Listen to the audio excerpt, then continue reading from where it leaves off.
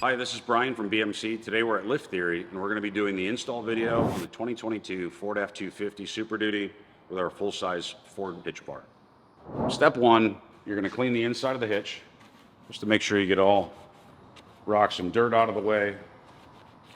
Next step is going to be taking the rubber anti-rattle pads, placing one on the bottom where the corner is at the end, placing one on the back where it loops around the top.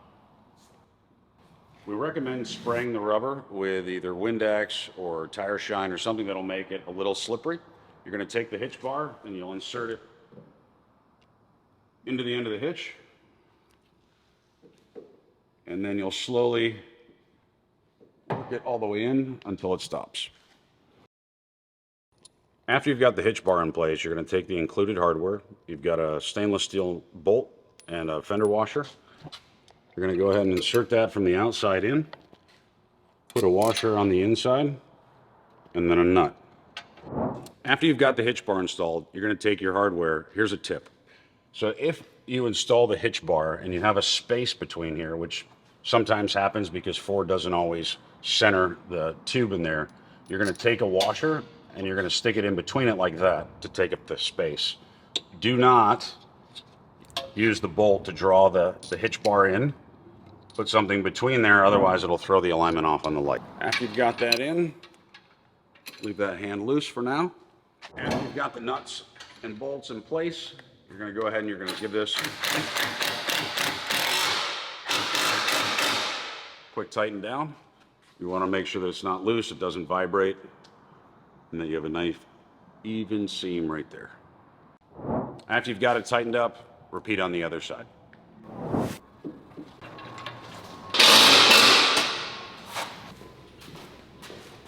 Next step in the process is orientation of the hitch bar harness.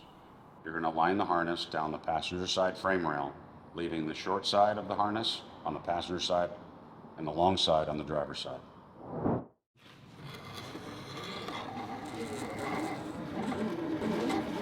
Once you've got the harness wired up down the passenger frame rail and you've brought it up behind the battery near the upfitter switch, we're going to go ahead and show you a little hack on how to size the harness.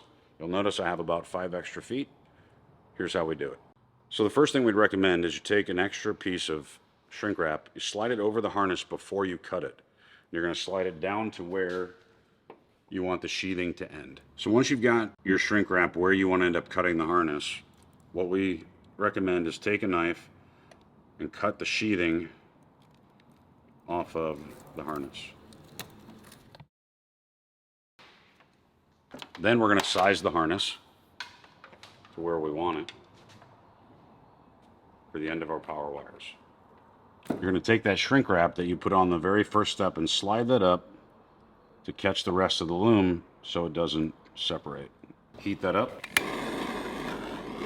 Cut back the outer layer of the harness, exposing your power and ground wire. Then you're going to size your ground wire. Once you size your wire, go ahead and cut it back. We're going to install a loop.